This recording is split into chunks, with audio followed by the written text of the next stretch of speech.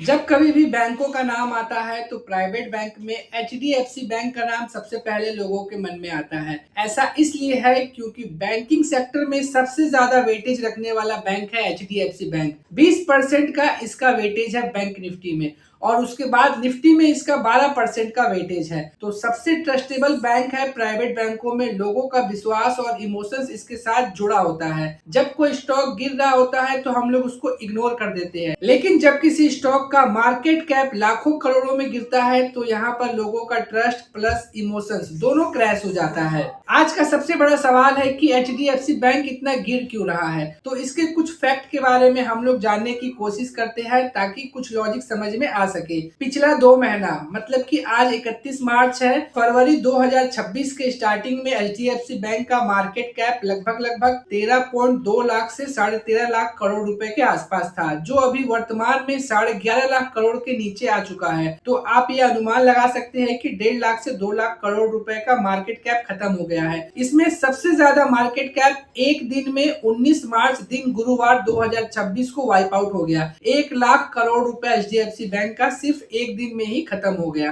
अगर गिरावट की बात करें तो एचडीएफसी बैंक 3 फरवरी 2026 को 994 के लेवल से गिरकर आज 31 मार्च तक इसकी गिरावट है 730 रुपए के आसपास। अभी ये बॉटम पे ट्रेड कर रहा है 52 वीक के 730 के लेवल पर। मतलब पिछले 2 महीनों में एचडीएफसी बैंक में 25 से 26% की गिरावट हो चुकी है। सिर्फ अगर मार्च की बात करें तो लगभग 16 से 17% मार्केट गिर चुका है। 887 के लेवल से गिरकर यह 730 के लेवल पर ट्रेड कर रहा है। सिर्फ मार्च 2026 की मैं ये बात बता रहा हूँ। और अगर पिछले 2-3 दिनों की बात करें तो यह शेयर 790 से गिर करके 730 के लेवल पर आ गया है। मतलब 5-6% की गिरावट तो पिछले 2-3 ट्रेडिंग सेशन में ही देखने को मिल गई है। कल से नए फाइनेंशियल ईयर 26-27 की शुरुआत हो रही है। अभी तक का इसका परफॉर्मेंस बहुत ही खराब रहा है। तो चलिए कुछ रीजन को जानने की कोशिश करते हैं कि ऐसी क्या बातें थी जिसकी वजह से एचडीएफसी बैंक में इतनी गिरावट आ गई है। इसका सबसे बड़ा रीजन बताया गया है कि अचानक से एचडीएफसी बैंक के चेयरमैन का इस्तीफा दे देना। इसमें वैल्यूज एंड एथिक्स में डिसएग्रीमेंट की बात कही गई है। और जब कभी भी कोई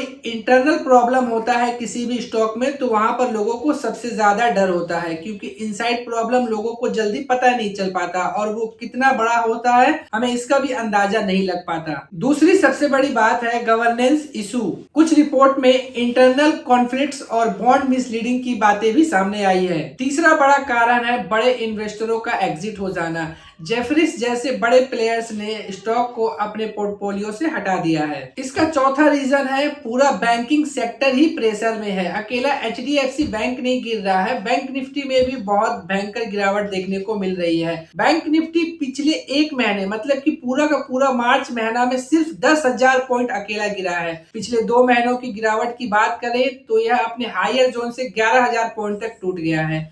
अकेला बैंक निफ्टी का सिर्फ मार्च के महीने में 10,000 पॉइंट की गिरावट समझ लीजिए कि बैंकों पर कितना ज्यादा प्रेशर डाल रहा है। चौथा एक हिडन रीजन हो सकता है जिसमें बैंक का लोन तेजी से बढ़ रहा है लेकिन डिपॉजिट उतनी तेजी से नहीं बढ़ रही है, जिससे लिक्विडिटी का खतरा बना रहता है। लेकिन एक बात आपको ध्यान रखना है कि एचडीएफसी बैंक का बिजनेस अभी भी बहुत स्ट्रॉन्ग है। प्रॉब्लम बिजनेस में नहीं है, प्रॉब्लम सिर्फ ट्रस्ट में दिख रहा है। अब सबसे बड़ा सवाल यह है कि अभी यह स्टॉक मार्केट में बाइंग का मौका है या फिर अभी भी खतरा मंडरा रहा है। आप अपनी राय कमेंट में जरूर बताएं। वीडियो देखने के लिए बहुत बहुत धन्यवाद।